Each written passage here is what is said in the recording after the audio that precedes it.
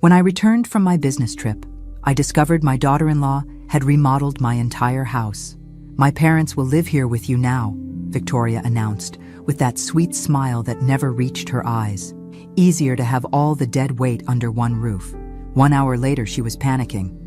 "Why are the police here looking for me?" If you're watching this, subscribe and let me know where you're watching from. But let me backtrack and tell you how a perfectly ordinary Tuesday turned into the most satisfying day of my 64 years. I'm Ava Henderson, and I thought I knew my daughter-in-law. I thought I understood the delicate balance we'd maintained since my son Daniel married Victoria 8 years ago. I thought wrong about everything. The business trip to Portland had been routine. Checking on our construction sites, meeting with suppliers, the usual responsibilities that came with running Henderson Construction since my husband Robert's death 3 years ago. Daniel managed the day-to-day operations now, but I still handled the major accounts and financial oversight, or so I believed.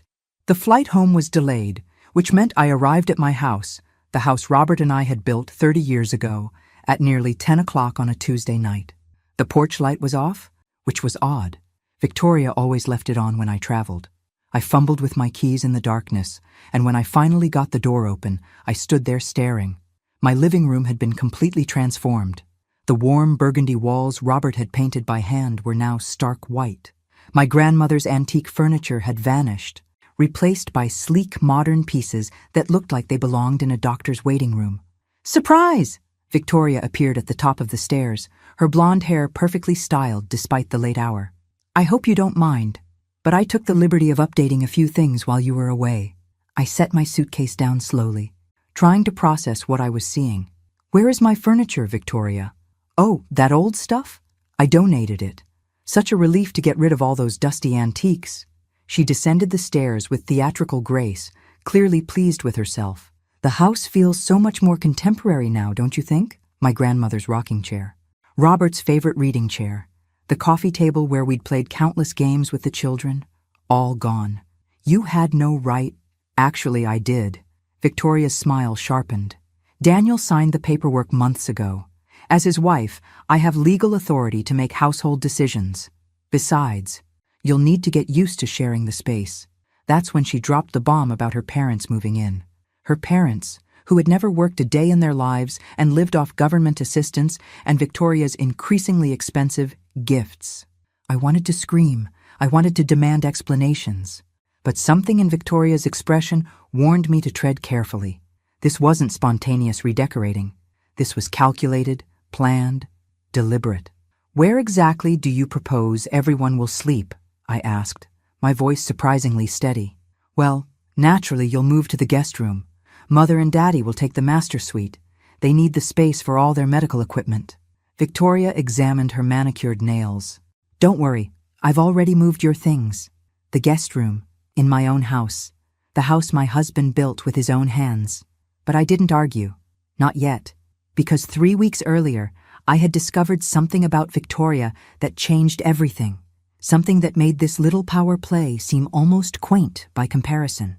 You see, my daughter-in-law wasn't just rearranging furniture. She was stealing from us. Systematically, cleverly, and in amounts that would destroy our family business if discovered. And I had been keeping her secret. 3 weeks earlier, I had been working late in the office, trying to reconcile some discrepancies in our quarterly reports. Henderson Construction had been my life's work alongside Robert, and after his death, maintaining its success felt like honoring his memory. The numbers weren't adding up. Small amounts at first, a few hundred here, 1,000 there. But as I dug deeper, a pattern emerged that made my blood run cold. Victoria had access to our accounts as Daniel's wife and the company's administrative coordinator. What I discovered that night, cross-referencing invoices with bank statements by the light of my desk lamp, was a masterpiece of embezzlement. Fictitious vendor payments, inflated supply costs with the difference redirected to a separate account, even false employee bonuses that somehow never made it to the intended recipients. Over 18 months, Victoria had stolen nearly $200,000 from Henderson Construction. My first instinct was to call Daniel immediately, wake him up, drag him to the office, show him the evidence. But something stopped me. Daniel loved Victoria. Completely, blindly, devotedly. She had transformed my serious, workaholic son into a man who laughed easily, who took vacations, who seemed genuinely happy for the first time in years. Their children, my grandchildren Emma and Jake, adored their mother. If I exposed Victoria's theft, it wouldn't just destroy her. It would devastate Daniel, traumatize the children, and tear our family apart. The scandal would likely ruin our business reputation as well. So, I made a decision that I now realize was both noble and incredibly stupid. I would handle it quietly. I would confront Victoria privately, give her a chance to explain, maybe work out a repayment plan. We would keep it between us, protect the family, preserve everyone's dignity. I was so naive. The next morning, I asked Victoria to meet me for coffee at Rosie's Diner, a little place downtown where we could talk without interruption. She arrived 20 minutes late, which should have been my first clue about how this conversation would go. Sorry, Ava, the children needed help with their school projects. She slid into the booth across from me, looking genuinely apologetic. What did you want to discuss? I had rehearsed this moment, choosing my words carefully. Victoria, I've been reviewing the company finances and I've noticed some irregularities. Her expression didn't change, but I saw her grip tighten slightly on her coffee cup. Irregularities? Missing funds, payments to vendors that don't exist. It appears someone has been systematically stealing from the business. Now she looked confused, concerned even. That's terrible.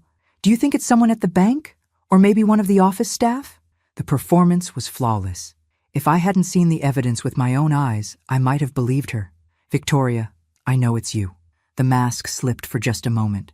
In her eyes, I saw acknowledgement, calculation, and something that looked almost like relief. Prove it, she said quietly.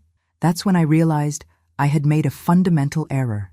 I had assumed Victoria would be ashamed when confronted, grateful for a chance to make things right. Instead, she was calling my bluff. I have the documentation that you'll never show Daniel. Victoria leaned forward, her voice low but confident. Because you love your son too much to break his heart. Because you know this would destroy our marriage and traumatize your grandchildren. Because you care more about keeping the family together than about money that's already gone. She was right, and we both knew it. Both. Here's what's going to happen, Victoria continued, stirring sugar into her coffee with casual precision. You're going to let this slide. You're going to mind your own business and stop poking around in financial records that, frankly, you're too old to properly understand anymore. The patronizing tone was like a slap, but she wasn't finished. In return, I'll be more careful going forward. Consider it a learning experience for both of us. I should have walked away then. Should have gone straight to the police, to Daniel, to anyone who would listen. Instead, I found myself nodding. Good. Victoria smiled, the sweet expression returning to her face. I'm so glad we understand each other. Family harmony is so important, don't you think? As she left the diner, tossing a casual, "See you Sunday for dinner" over her shoulder, I realized I had just made the worst deal of my life. Because Victoria hadn't promised to stop stealing. She had promised to be more careful. And that distinction would prove to be everything. The changes started small, so subtle, that I almost convinced myself I was imagining them. Victoria began arriving late to our weekly Sunday dinners, offering elaborate apologies about traffic or the children's activities, but never quite managing to hide her satisfied smirk when she saw my frustrated expression. She would comment on my cooking with faint praise that somehow felt like criticism. This roast is so traditional, Ava.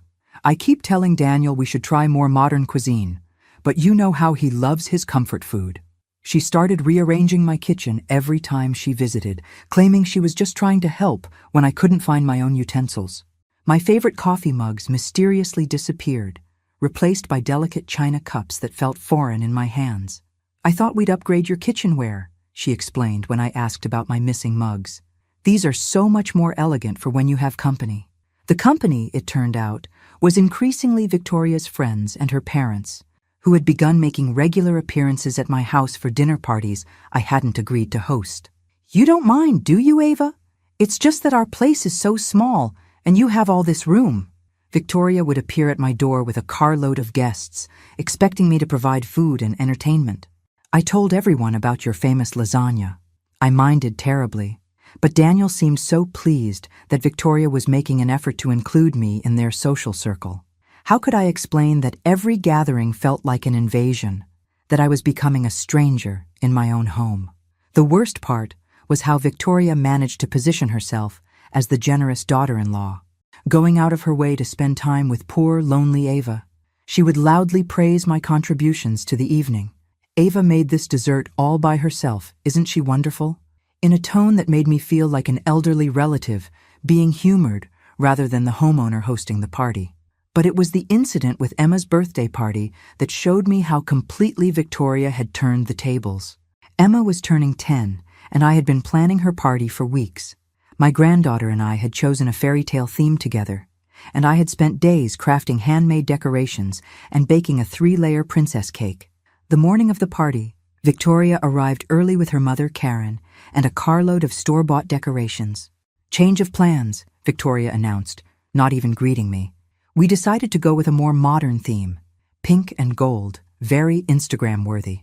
They proceeded to take down my handmade decorations, replacing them with generic balloons and banners that looked like they came from a warehouse store.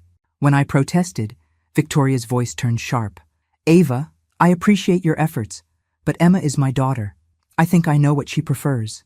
Emma stood in the doorway watching this exchange, her face fallen. She had been so excited about the fairy tale decorations we had made together.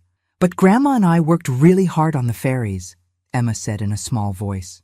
"Oh, sweetheart," Victoria's tone instantly became sugary. "Grandma means well, but sometimes grown-ups have different ideas about what looks nice. Don't worry, this will be much prettier." The dismissal was complete. My granddaughter's disappointment, my hours of work, my role in her celebration, all swept aside with casual cruelty. But the real blow came when the other parents arrived for the party. "Victoria, this looks amazing," one mother exclaimed. "You're so creative with parties." "Thank you. I stayed up all night putting this together." Victoria accepted the praise graciously, not mentioning my contributions at all. "I just want Emma to have the best." I watched from the kitchen as Victoria played the perfect hostess, serving the cake I had baked while accepting compliments for the party she had hijacked. The other parents praised her organization, her attention to detail, her dedication to making her daughter's day special. Not one person acknowledged that this was my house, my kitchen, my cake. That evening, after everyone had gone home and I was cleaning up the remnants of the party I had been erased from, Daniel found me scraping frosting off plates. "Great party, Mom. Victoria really outdid herself." I looked at my son, this man I had raised to be honest and fair, and realized he genuinely didn't see what had happened. In his eyes, his wife had graciously organized a party in my home, and I had been lucky to help. "Daniel," I said carefully, "don't you think Victoria should have discussed the decoration changes with me first?" He looked puzzled. "Why? It's Emma's party. Victoria knows what she likes." But Emma and I had planned. "Mom, I think you're making this more complicated than it needs to be." Daniel's voice held that patient tone people use with elderly relatives who don't quite understand modern ways. "Victoria was just trying to make everything perfect. You should be grateful she's willing to have the party here at all." Grateful. I should be grateful that my daughter-in-law had allowed me to host my granddaughter's birthday party in my own home. That night, as I lay in bed staring at the ceiling, I realized Victoria's strategy was becoming clear. She wasn't just stealing money from the business. She was systematically stealing my place in the family, one small humiliation at a time. And she was doing it so skillfully that even my own son couldn't see it happening. Victoria's parents moved in on a Tuesday. I came home from grocery shopping to find a moving truck in my driveway and strangers carrying furniture into my house. Victoria met me at the door with that bright smile that had become my personal danger signal. "Surprise! I told you they were coming, remember? I mentioned it last week." She hadn't mentioned anything, and we both knew it. But Karen and Bob Mitchell were already settling into my master bedroom, admiring the view from my windows, discussing where to put their television. "It's temporary," Victoria assured me, though her parents were unpacking like they planned to stay forever. "Just until they get back on their feet." Bob Mitchell was 62 and hadn't held a job in 5 years. Karen claimed disability for a back injury that didn't prevent her from shopping or redecorating, but apparently made employment impossible. Together, they lived off government assistance and whatever money Victoria could funnel their way, money that, I now realized, came directly from our company accounts. They'll contribute to household expenses, of course, Victoria continued, though she didn't specify when or how much. Within a week, my quiet home had become a chaotic boarding house. Karen rearranged my kitchen to suit her cooking preferences. Bob commandeered my living room television and filled the house with the constant noise of sports broadcasts and political talk shows. They ate my food, used my utilities, and treated me like an unwelcome guest in my own home. But the breaking point came during Emma's school play. Emma was performing in her 5th grade production of Little Red Riding Hood, and she had been practicing her lines for weeks. I had promised to be there, and Emma had saved me a seat in the front row next to Daniel and Victoria. 20 minutes before the play started, Victoria appeared at my bedroom door. "I'm so sorry, Ava, but there's been a change of plans." Karen stood behind her, dressed in her finest outfit and clutching a bouquet of flowers. "Mother decided she wants to see Emma perform, which is so sweet of her," Victoria continued. "But there's only room for 3 adults in the front row, and since she is Emma's grandmother, the implication hung in the air. Karen was family. I was just someone who happened to live in the house. Emma saved me a seat," I said quietly. "Oh, she'll understand. She's such a mature child." Victoria's tone was dismissive. "Besides, you'll have other opportunities to see her perform." I watched through my bedroom window as they drove away in my son's car, leaving me behind like forgotten luggage. Emma would look out at the audience expecting to see my face, and I wouldn't be there. But this time, I didn't just sit quietly and accept the humiliation. I drove to the school alone, bought a ticket for the general admission section, and found a seat in the back of the auditorium. From there, I watched my granddaughter perform beautifully as Little Red Riding Hood, her voice clear and confident as she delivered her lines. After the play, Emma found me in the crowd of parents. "Grandma, you came!" She hugged me tightly, still in her costume. "Did you see my part with the wolf? You were magnificent." "Sweetheart, the best Little Red Riding Hood I've ever seen." "But why were you sitting back there? I saved you a seat in front." Before I could answer, Victoria appeared with Karen in tow. "There you are, Emma.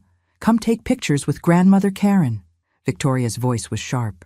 "She came all this way to see you perform." Emma looked confused, glancing between me and Karen. "But Grandma Ava is here too. Can she be in the pictures?" "Of course," Victoria said with that fake smile. "Maybe Grandma Ava could take the pictures for us?" And just like that, I was relegated from family to photographer, capturing moments I should have been part of, holding memories I was excluded from creating. That night, lying in the guest room that had become my permanent residence, I made a decision that felt both inevitable and terrifying. I was done protecting Victoria. The woman who had stolen from our business, invaded my home, and erased me from my own family deserved whatever consequences were coming her way. The only question was how to deliver them in a way that would expose her true nature without destroying my son and grandchildren in the process. But first, I needed to understand exactly how deep Victoria's deception went. Because if she was bold enough to steal my place in the family, I had a feeling the financial theft was far from over. The next morning, I called in sick to work and drove to the office during lunch when I knew Victoria would be at home. It was time to do some serious digging in our financial records. What I discovered made the initial theft look like pocket change. Victoria had been busier than I imagined. Sitting alone in the office that afternoon, surrounded by spreadsheets and bank statements, I uncovered a web of financial fraud that took my breath away. The $200,000 I had initially discovered was just the beginning. She had created an entirely fictitious construction project, a luxury home renovation that existed only on paper but generated very real invoices and payments. For 8 months, Henderson Construction had been paying for materials, labor, and permits for a house that didn't exist, sending checks to a shell company that led directly back to an account Victoria controlled. The sophistication of it was almost admirable. She had forged Daniel's signature on contracts, created false documentation that would fool any casual inspection, and even generated fake progress reports complete with photographs she had stolen from other construction projects online. The total amount was staggering, $437,000. But what made my hands shake as I printed the evidence wasn't just the money. It was the timeline. Victoria's most brazen thefts had occurred in the past 3 months, the same period when she had escalated her campaign to push me out of my own home. She wasn't just getting bolder because she thought she could get away with it. She was stealing faster because she was planning something big, something that required a significant amount of cash and my complete absence from family financial decisions. I was studying a particularly damning series of forged invoices when I heard footsteps in the hallway. My heart stopped. The office was supposed to be empty, but someone was walking toward the accounting department with purposeful steps. I quickly shoved the papers into a folder and slipped it under a stack of legitimate files just as Victoria appeared in the doorway. "Ava, what a surprise!" Her tone was light, but her eyes were calculating. "Daniel said you were sick today." "Just a headache." I thought some quiet time in the office might help. I tried to match her casual tone, though my pulse was racing. "What brings you here?" "Oh, I forgot some files this morning. You know how scattered I get." She moved into the room with the confidence of someone who belonged there, but I noticed her gaze sweep across my desk, taking inventory of what I had been looking at. "Feeling better?" "I hope." Victoria perched on the edge of Daniel's desk, making it clear that she considered herself more entitled to this space than I was. "Much, thank you." I stood to leave, the folder containing her crimes tucked casually under my arm with other paperwork. "I should head home and rest." "Good idea. Mother is making her famous pot roast tonight. She's so excited to cook for the family." The casual mention of Mother making dinner in my kitchen with my groceries was another small knife thrust, but I just smiled and headed for the door. "Oh, Ava?" Victoria's voice stopped me. "What were you working on? Maybe I can help finish it tomorrow." "Just reconciling some vendor payments. Nothing urgent." "Which vendors?" "I handle most of that paperwork now." The question was too pointed, too interested. Victoria suspected something. "Various ones. I'll leave you a note if I need anything completed." I made it to my car before my hands started shaking. Victoria had caught me investigating her theft, and while I had managed to extract the evidence without being discovered, she knew something had shifted between us. That evening at dinner, I watched Victoria perform her role as the devoted daughter-in-law with new eyes. She complimented Karen's pot roast effusively, helped Jake with his homework, and chatted with Daniel about his day with the warm attention of a loving wife. But periodically, her gaze would flick to me, and I saw something cold and calculating there. She was evaluating, planning, deciding how much of a threat I posed. After dinner, as I washed dishes that Karen had promised to clean but somehow never got around to, Victoria appeared beside me with a dish towel. "Let me help," she said, taking a plate from my hands. "You look tired." We worked in silence for a moment, the kitchen filled with the sounds of Bob's television and the children's laughter from the living room. "You know, Ava," Victoria said suddenly, "I've been thinking about what you said a few weeks ago, about the business finances." My hand stilled on the glass I was washing. "I realize I may have been defensive. Money matters can be so stressful, especially for someone your age." The patronizing tone was back, but underneath it was something sharper. "Maybe you should consider stepping back from the financial oversight. Focus on enjoying your grandchildren while you can." "I'm perfectly capable of managing the accounts, Victoria." "Of course you are, but Daniel's been saying how much you've been struggling lately. The confusion about Emma's party decorations, forgetting our conversations about Mother and Daddy moving in." She was rewriting history, creating a narrative where my protests were actually signs of mental decline. "I didn't forget anything, Victoria. You never mentioned—" "It's okay," she interrupted gently, her voice carrying just enough volume that Daniel, passing through the kitchen for a beer, could hear. "Memory issues are completely normal at your age, nothing to be ashamed of." Daniel paused, looking between us with concern. "Mom, if you're having trouble keeping track of things—" "I'm not having trouble," I said firmly. "See?" Victoria touched Daniel's arm lightly. "She gets defensive when we try to help. I read an article that said that's completely typical." I realized with growing horror that Victoria was laying groundwork, creating doubt about my mental competency, establishing a pattern of behavior that could be used against me later. If she could convince Daniel that I was becoming forgetful, confused, perhaps even senile, then anything I said about her theft would be dismissed as the ramblings of an elderly woman losing her grip on reality. That night, hidden in my bedroom with the door locked, I spread Victoria's stolen financial documents across my bed and began photographing each page with my phone. If she was planning to discredit me, I needed evidence that couldn't be dismissed or explained away. But as I worked, a chilling thought occurred to me. Victoria wasn't just planning to steal more money. She was planning to steal everything. I discovered Victoria's true plan purely by accident. 3 days after our kitchen conversation, I was running errands when I realized I had forgotten my reading glasses at the office. I drove back to get them, using my key to let myself into the empty building on a Saturday afternoon. That's when I heard Victoria's voice coming from Daniel's office, speaking in low, urgent tones on the phone. I should have announced my presence, should have called out a greeting and retrieved my glasses like a normal person. Instead, something in her tone made me freeze just outside the office door. Power of attorney should be straightforward given her obvious mental decline, Victoria was saying. Daniel's already noticed the memory issues, and with her doctor's cooperation, my blood turned to ice. No, the business accounts are the priority. Once I have legal authority over her finances, we can liquidate everything cleanly. A pause, then. The house will be more complicated, but if she's declared incompetent, we can force a sale for her own good. Force a sale. Of my house. My home that Robert built with his own hands.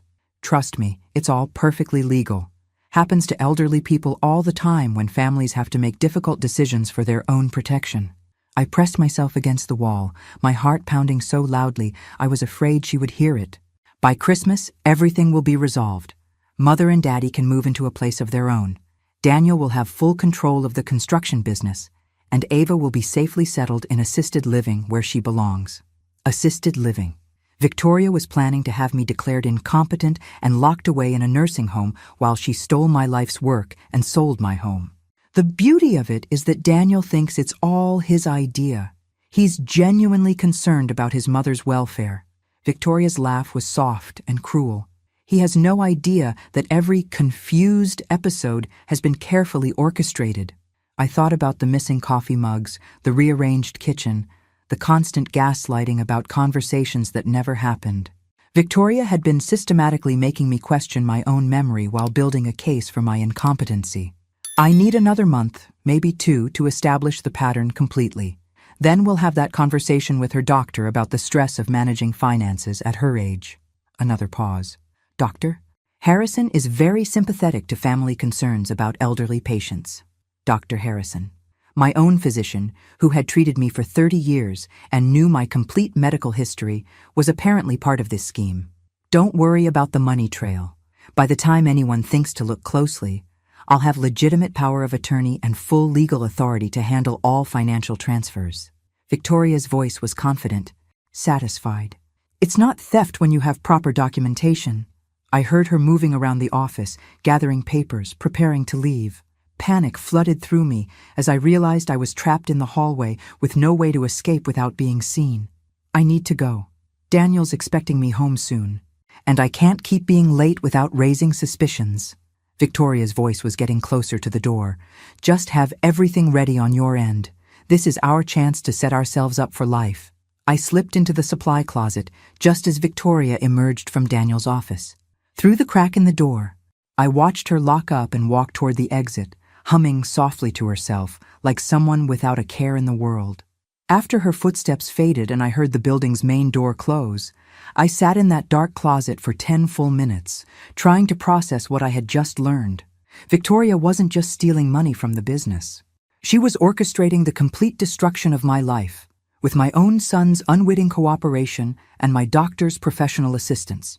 By Christmas, I would be in a nursing home, stripped of my assets, my autonomy, and my family. Victoria would control everything. The business Robert and I had built, the house we had called home, even my relationship with my grandchildren. And the most diabolical part was that everyone would see it as a sad but necessary decision made by loving family members who only wanted what was best for poor, confused Ava. When I finally emerged from the supply closet, I wasn't the same woman who had entered it. I had spent months protecting Victoria to preserve family harmony. I had endured humiliation after humiliation rather than expose her crimes and hurt my son. But Victoria had made a fatal miscalculation. She had assumed I would go quietly. that I would accept her version of reality and disappear gracefully into whatever institutional corner she had planned for me. She was about to discover just how wrong she was. Because if Victoria wanted to play chess with my life, I was ready to show her what happens when you underestimate a woman who has absolutely nothing left to lose. The real game was just beginning. I spent Sunday morning at the public library, researching financial fraud laws and elder abuse statutes on their computer. Amazing how much you can learn when you're properly motivated. Detective Sarah Chen at the Economic Crimes Division was surprisingly easy to reach on a Monday morning. I had expected bureaucracy and red tape. Instead, I got a competent professional who listened carefully as I explained my situation. "Mrs. Henderson, what you're describing is a textbook case of financial exploitation," Detective Chen said. "Do you have documentation?" "Extensive documentation, bank records, forged contracts, fake invoices, everything. I'd like to see those as soon as possible. Can you come in this afternoon?" 3 hours later, I sat in Detective Chen's office watching her review the evidence I had compiled. Her expression grew increasingly grave as she studied Victoria's handiwork. "This is sophisticated," she admitted. "Your daughter-in-law has real skill at this. The shell company, the forged signatures, the fake construction project. She's done this before." "Before?" I'd bet money on it. "Nobody starts with fraud this complex." Detective Chen leaned back in her chair. "We'll need to verify these documents, interview witnesses, build a solid case. That takes time." "How much time?" 6 weeks minimum, possibly longer if she's been careful about covering her tracks. 6 weeks. Victoria's timeline had her filing for power of attorney within a month. "Detective, she's planning to have me declared incompetent. She has my doctor involved, and she's convinced my son that I'm losing my memory." Detective Chen's expression hardened. "That changes things. Elder abuse cases get priority, especially when there's active psychological manipulation involved." She picked up her phone. "Let me make some calls." By Wednesday, Detective Chen had assembled a team that included a financial crimes specialist, an elder abuse investigator, and a prosecutor from the district attorney's office who specialized in family fraud cases. But the most important addition to our team was someone I had never expected: my own doctor. Dr. Harrison sat across from me in his office Thursday afternoon, his face flushed with embarrassment and anger. "Ava, I owe you a tremendous apology. Victoria approached me 6 weeks ago, claiming to be concerned about your mental health. She described episodes of confusion, memory loss, difficulty managing your finances, none of which were true. I realize that now. She was very convincing, very concerned, and she had specific examples." Dr. Harrison shook his head ruefully. "She played perfectly into my biases about elderly patients and concerned family members." "What did she ask you to do?" "She wanted me to evaluate your cognitive function and potentially recommend a mental health assessment. She suggested that if you were struggling with memory issues, it might be kinder for the family to take over your financial responsibilities." The manipulation was breathtaking in its thoroughness. "She even brought me articles about elderly financial abuse," Dr. Harrison continued, claiming she was worried that someone might be taking advantage of your confusion. "The irony is sickening. Will you help us?" "Absolutely. I've already contacted Detective Chen and provided a statement about Victoria's attempts to manipulate medical professionals. What she did isn't just fraud. It's a violation of the sacred trust between families and their physicians." Friday morning brought the call I had been waiting for. "Mrs. Henderson, this is Detective Chen. We're ready to move forward. Can you be available Monday morning around 10? "For what?" "To watch your daughter-in-law get arrested." The satisfaction in Detective Chen's voice was unprofessional and absolutely perfect. But first, I had one more chess piece to position. That afternoon, I called Daniel and asked him to meet me for coffee. Just the two of us, away from Victoria's influence and her parents' constant presence in my house. "Mom, you sounded strange on the phone. Is everything okay?" My son looked genuinely concerned, which made what I was about to do even more difficult. But Daniel deserved to hear the truth from me before he heard it from the police. "Daniel, I need to tell you something about Victoria, something that's going to be very hard to hear." His expression immediately became defensive, the way it always did when anyone criticized his wife. "Mom, if this is about the house renovations or her parents moving in, Victoria has been stealing from the company. Large amounts of money, over an extended period. Daniel stared at me like I had spoken in a foreign language. That's impossible. Victoria doesn't even have access to... He stopped, realization dawning. She handles administrative tasks, but she wouldn't... I have proof, Daniel. Bank records, forged contracts, documentation of nearly $500,000 in theft. The color drained from my son's face. That can't be true. I reached into my purse and pulled out a folder containing copies of the most damning evidence. I wish it weren't. For 20 minutes, Daniel reviewed the paperwork while I watched his world crumble. His wife, the woman he trusted completely, had been systematically destroying the business his father had built. Why didn't you tell me sooner? His voice was barely a whisper. Because I thought I could handle it quietly. I thought I could protect the family. Protect the family? Daniel's anger finally surfaced. She's been stealing from us for over a year. There's more, Daniel. Victoria has been planning to have me declared incompetent so she can gain control of all my assets. I told him about the phone conversation I had overheard, about Victoria's manipulation of Dr. Harrison, about her systematic campaign to make everyone believe I was losing my memory. By the time I finished, Daniel was gripping the edge of the table so hard his knuckles had turned white. The police are going to arrest her Monday morning, I said gently. I thought you should know. Daniel looked up at me with eyes full of pain and betrayal. What about Emma and Jake? What happens to them? They'll stay with you. Of course. You're their father. I don't know how to explain this to them. How do I tell my children that their mother is a criminal? I reached across the table and took his hand. We'll figure it out together, as a family. For the first time in months, Daniel squeezed my hand back. Victoria sensed something had changed. Over the weekend, she watched me with increasing suspicion, clearly trying to figure out what was different. I had stopped arguing with her parents' intrusions, stopped protesting when she rearranged my belongings, stopped reacting to her subtle provocations. You seem unusually calm lately, she observed Sunday evening as we cleaned up after dinner. Have you been taking something for your anxiety? I'm just trying to go with the flow, I replied mildly. You were right about picking my battles more carefully. Victoria's smile was sharp with satisfaction. She thought she had finally broken me into submission. I'm so glad to hear that. It's important for elderly people to accept help gracefully rather than fighting every change. If only she knew how gracefully I was about to accept the help of the police department. Monday morning arrived crisp and clear. I dressed carefully in my best navy suit, the one Robert had always said made me look formidable in business meetings. Today felt like the most important meeting of my life. Detective Chen had given me specific instructions. I was to behave normally, follow my usual morning routine, and be ready to provide access to Henderson Construction's offices when the arrest team arrived.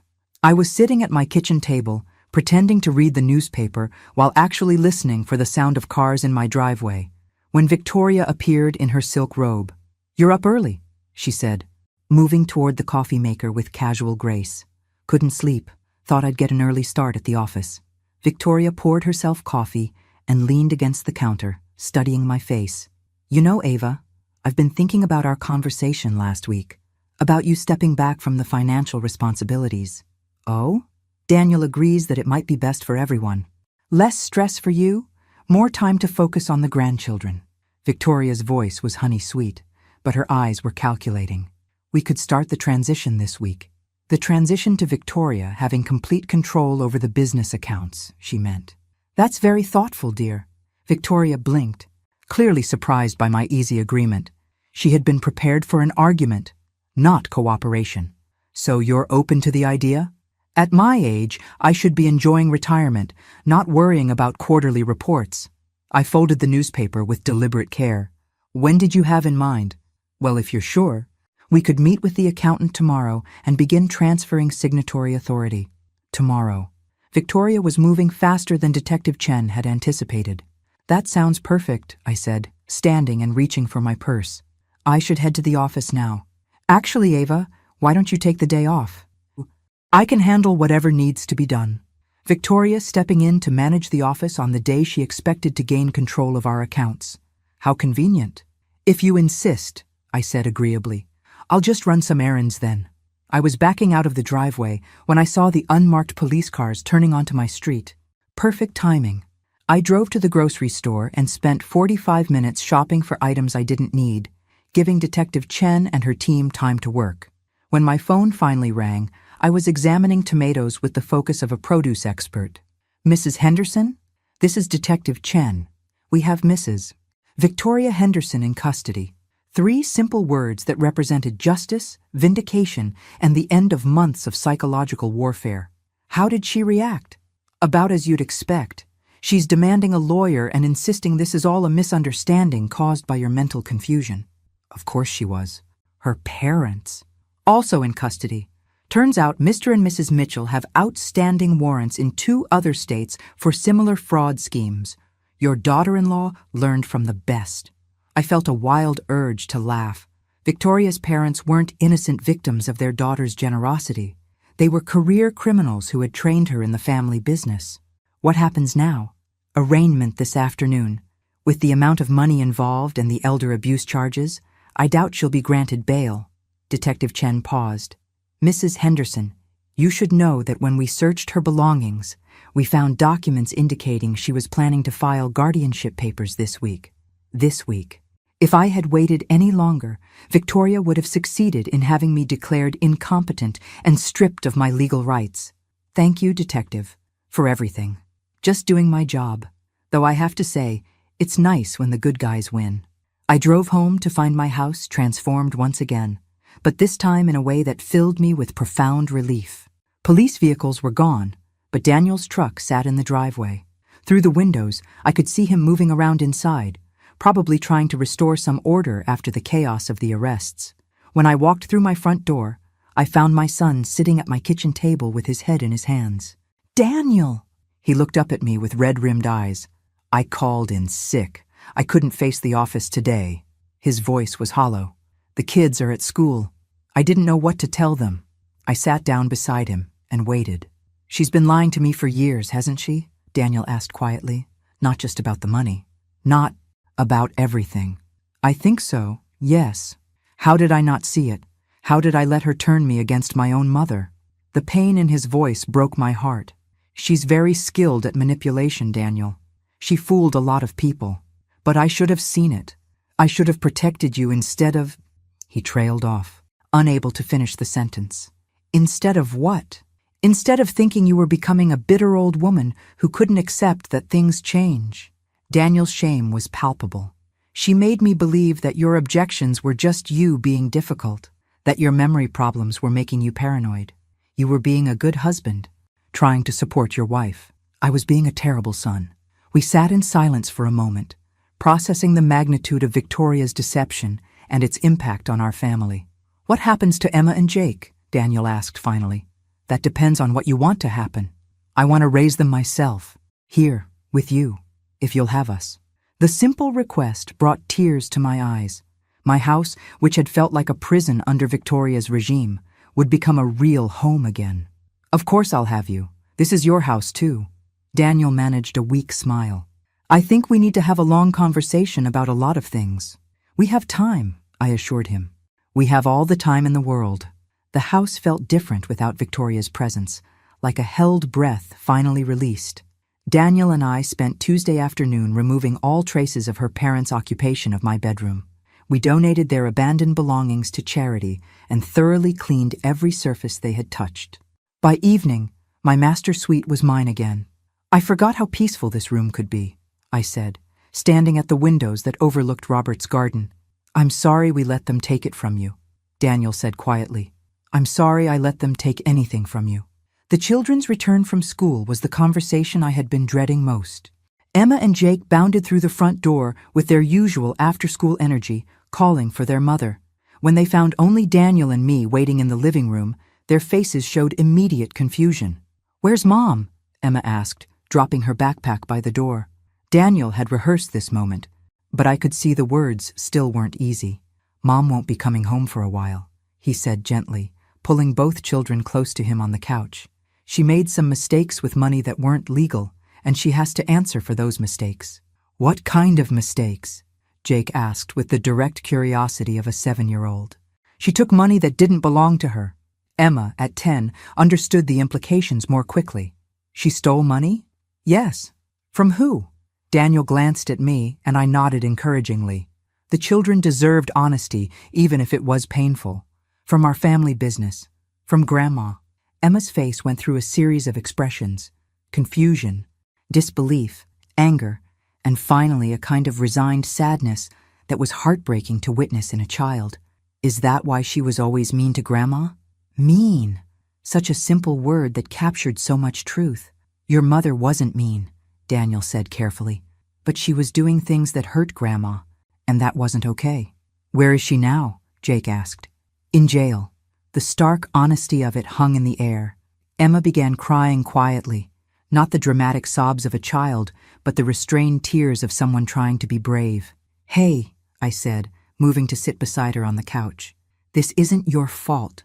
Sweetheart, none of this is your fault. But what if people at school find out? Emma whispered. What if they say mean things about Mom? Then you tell them that your mother made a mistake, but that doesn't change who you are, I said firmly. You and Jake are good, smart, kind children, and nothing your mother did changes that. Will we still live here with you? Grandma? Jake asked. If you want to. This is your home for as long as you need it to be. Over the following days, we began establishing new routines. I drove the children to school in the mornings, while Daniel went to the office early to begin the enormous task of untangling Victoria's financial damage. We had family dinners at my kitchen table without the television blaring or adult conversation dominated by complaints about government assistance and other people's good fortune. The children adapted with remarkable resilience. Emma helped me cook dinner each evening, asking questions about recipes and techniques with genuine interest. Jake discovered Robert's old woodworking tools in the garage and begged me to teach him how to use them safely. Grandma, can I make a birdhouse like Grandpa used to? He asked Thursday evening, his small hands examining a piece of smooth pine. I think Grandpa would love that, I said, remembering Robert's patient instruction of Daniel in that same garage 30 years earlier. But it was Emma's question on Friday morning that showed me how much the children were truly processing. Grandma, were you really getting confused like Mom said? We were making pancakes together, and Emma was carefully measuring flour into the mixing bowl with scientific precision. No, sweetheart, I wasn't confused. Your mother was lying about that. Why would she lie?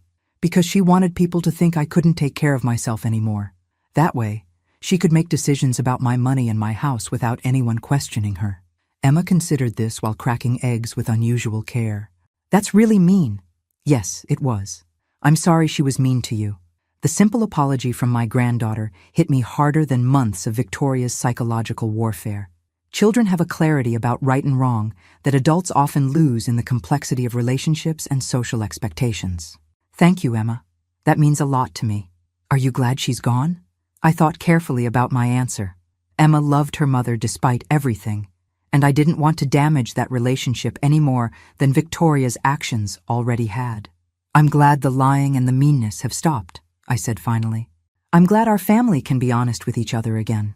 Emma nodded solemnly and returned to her egg-cracking duties. That afternoon, while the children were at school and Daniel was at work, Detective Chen called with an update. Victoria Henderson has been indicted on 14 counts of fraud, forgery, and elder abuse, she informed me. Her parents are facing similar charges, plus the outstanding warrants from other states. Will she go to prison? Almost certainly. The prosecutor is recommending 8 to 12 years, given the amount of money involved and the psychological manipulation aspects.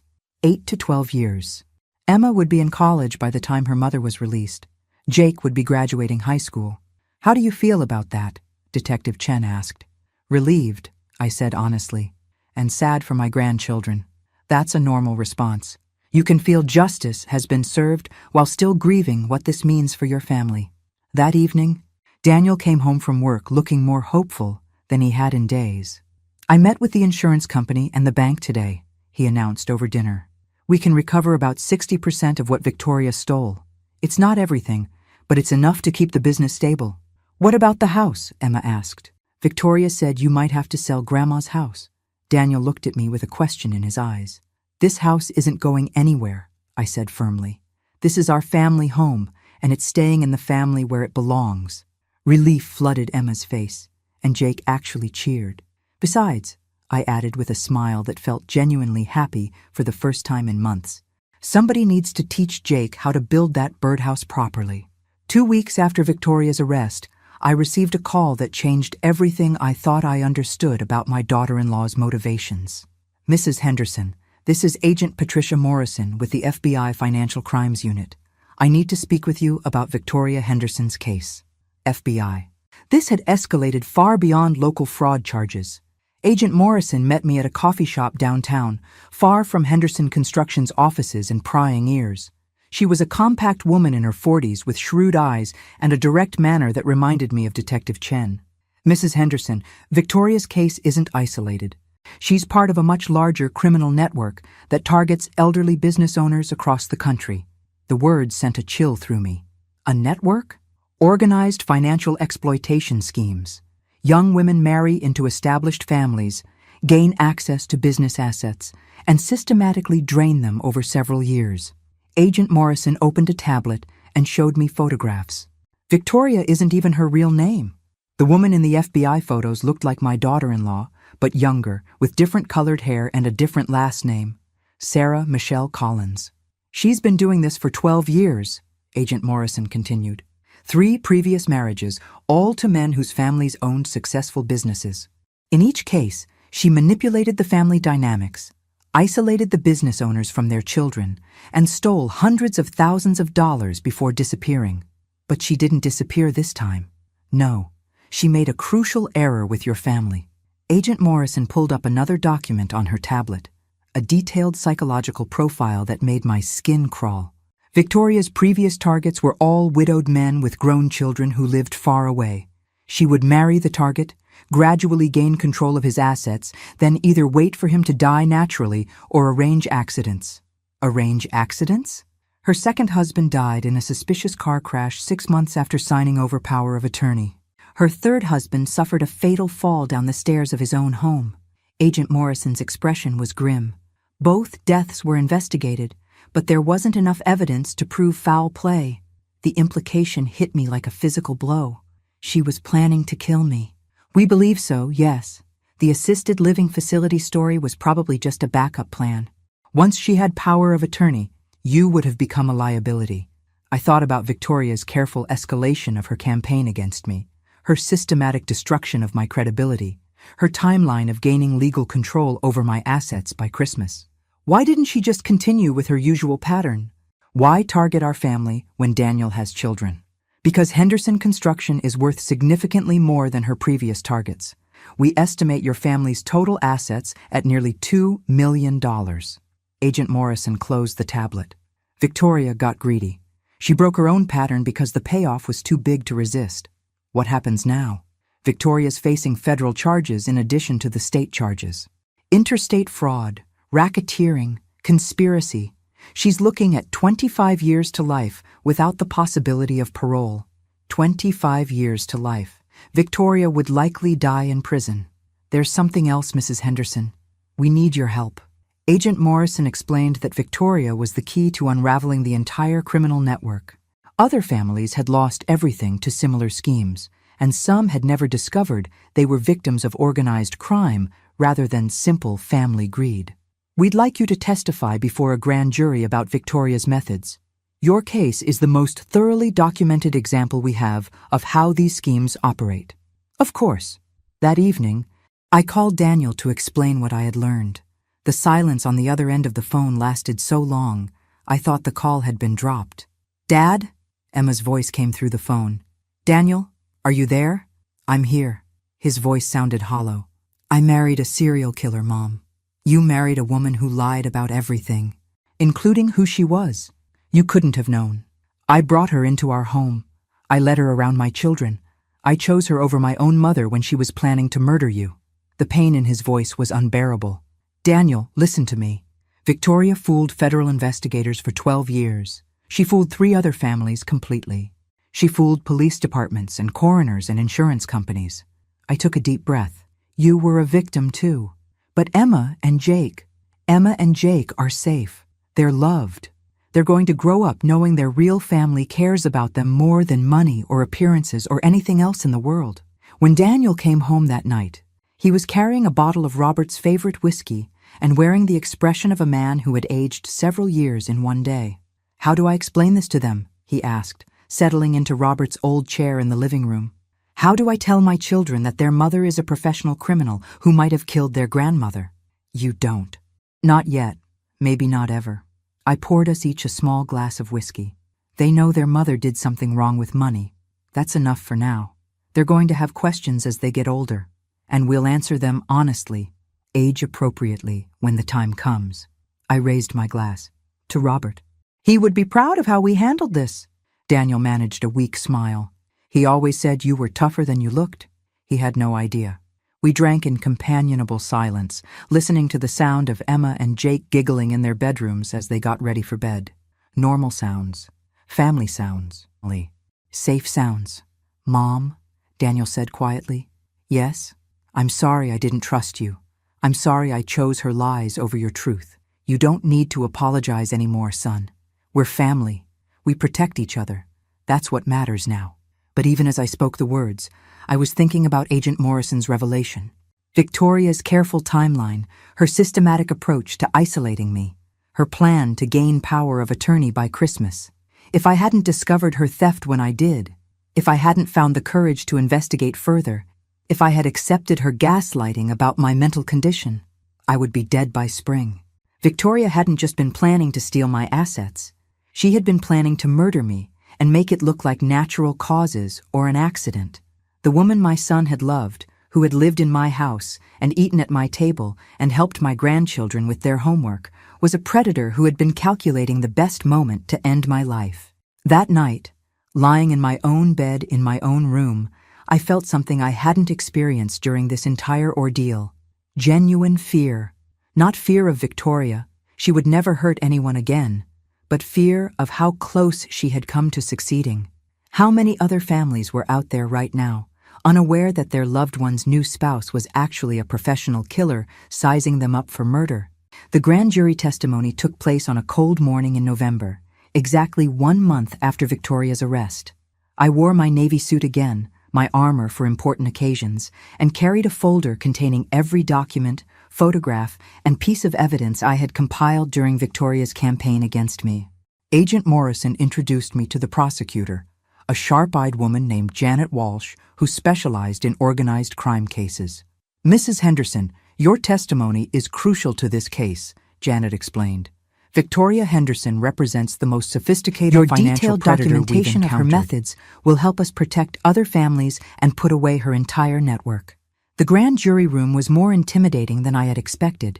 23 strangers who would decide whether Victoria faced federal charges that could keep her in prison for the rest of her life. But as I began speaking, telling the story of Victoria's systematic destruction of my family's trust and security, something remarkable happened.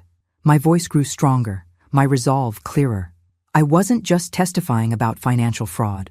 I was speaking for every elderly person who had been dismissed, manipulated, or targeted by someone who saw their accumulated wealth as easy prey.